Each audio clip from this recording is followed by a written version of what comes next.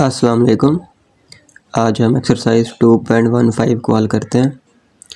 उसका पहला सवाल है कि ये लॉज ऑफ एक्सपोनेंट के बारे में है। आपने वो कह रहा है कि लॉज ऑफ एक्सपोनेंट जो है उसके बारे में बताना है और इसको सिंपलीफाई भी करना है, और जो आंसर हो फिर उस आंसर को भी आपने क्या करना है, एक्सपोनेंट मतलब पावर की शक्ल में क्या करना है, लिखना है। पहला पार्ट है पहले सवाल का, 2 raise to power 4 multiply 5 raise to power 4। पहले ये चेक करना है कि ये लॉ क्या कहता है इसके बारे में। तो मैंने लिखा हुआ है, देखें, according to the law of exponent, power के लॉ के मुताबिक if base are not same, अगर बेस क्या हो, एक जैसी ना हो, ठीक है, then base will be multiply and power remain same. तो मल्टीप्लिकेशन में जो बेस होंगी आपस में वो क्या होंगी, मल्टीप्लाई होंगी, और जो पावर होगी वो वही की वही रहेगी। ठीक है, देखें 2 और है 5 और है, इसका मतलब है बेस जो है वो एक जैसी नहीं है। तो कंडीशन के मुताबिक या लॉ के मुताबिक जो बेस होंगी वो आपस में क्या होंगी, मल्टीप्लाई। तो देखिए मैंने बेस को क्या किया, इस स्टेप में मल्टीप्लाई किया है, 2 मल्टीप्लाई बाई 5। फिर मैंने लिखा है कि पावर वही की वही रहेगी, ये जो पावर है 4 ये वही की वही रहेगी। 2 5 के साथ मल्टीप्लाई होगा तो क्या बन जाएगा, 10। 10 की पावर क्या बन जाएगी, 4। ये उसका क्या है, आंसर। इसका दूसरा पार्ट है 2x plus 3y into 2x plus 3y। अब अगर गौर से देखें तो ये जो बेस है वो एक जैसी है, ये भी 2x प्लस 3y है और वो भी क्या है, 2x प्लस 3y।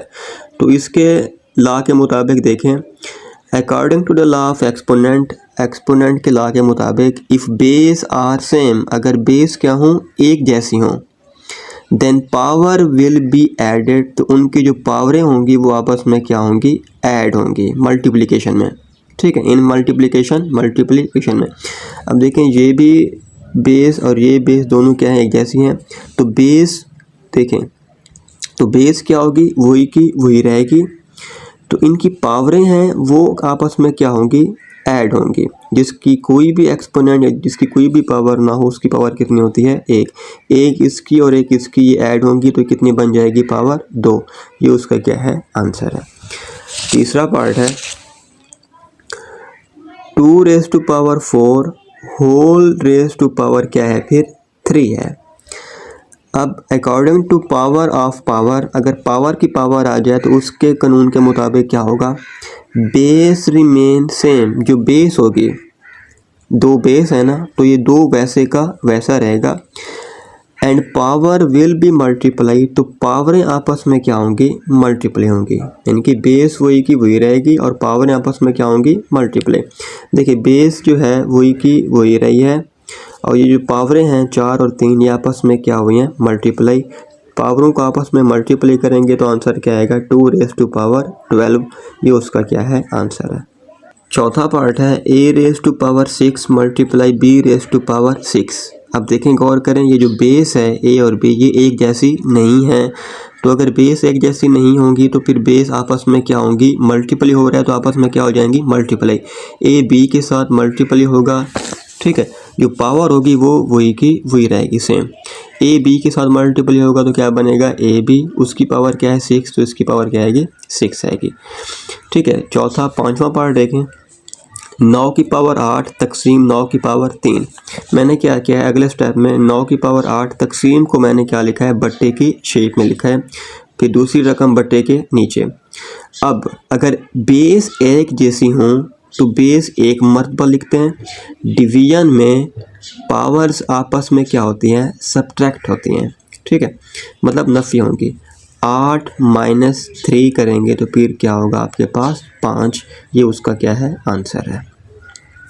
छठा पार्ट देखें, t raise to power 4 multiply t raise to power 3।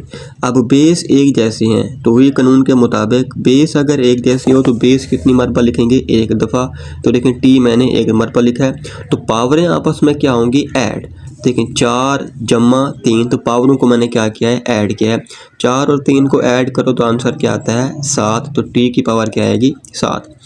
सातवां पार्ट है इसका 3 raise to power 7 over 3 raise to power 4 multiply 3 raise to power 3।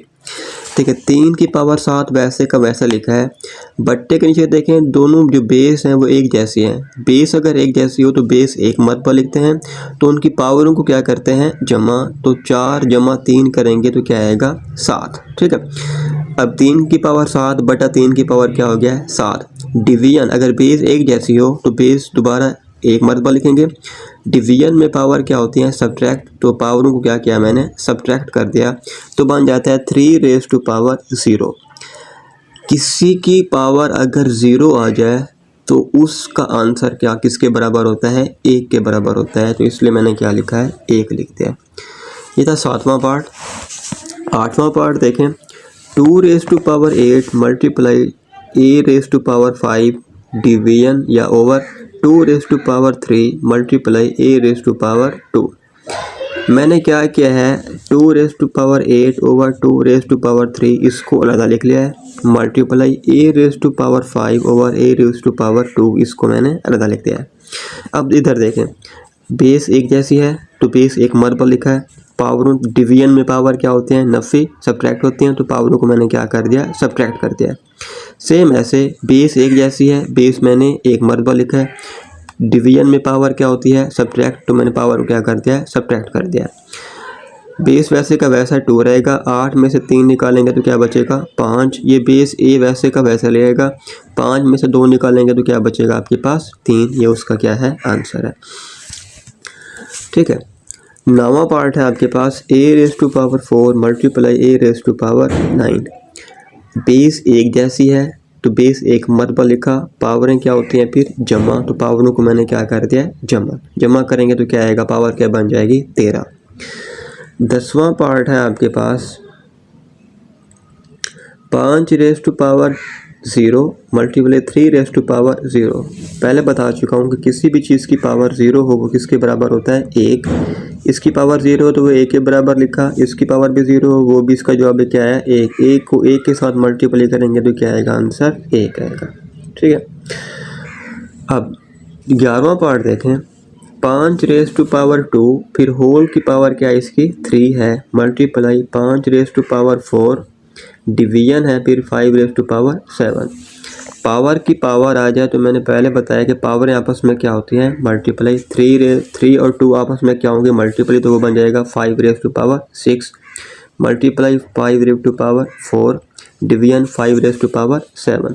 पहले ब्रैकेट का अमल होता है तो पहले इन ब्रैकेट वालों को हल करेंगे। तो इसमें देखें, बेस एक जैसी है तो बेस एक मरतबा लिखा, पावरें क्या होती हैं, ऐड, तो 6 और 4 क्या करेंगे, ऐड किया, तो वो उसका आंसर आता है 10।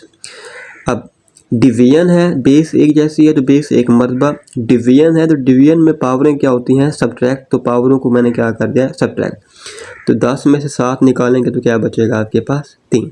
ये था 11वां पार्ट। उसका आखिरी पार्ट है 12वां। देखें, x raise to x square y raise to power 5 over x y raise to power 4।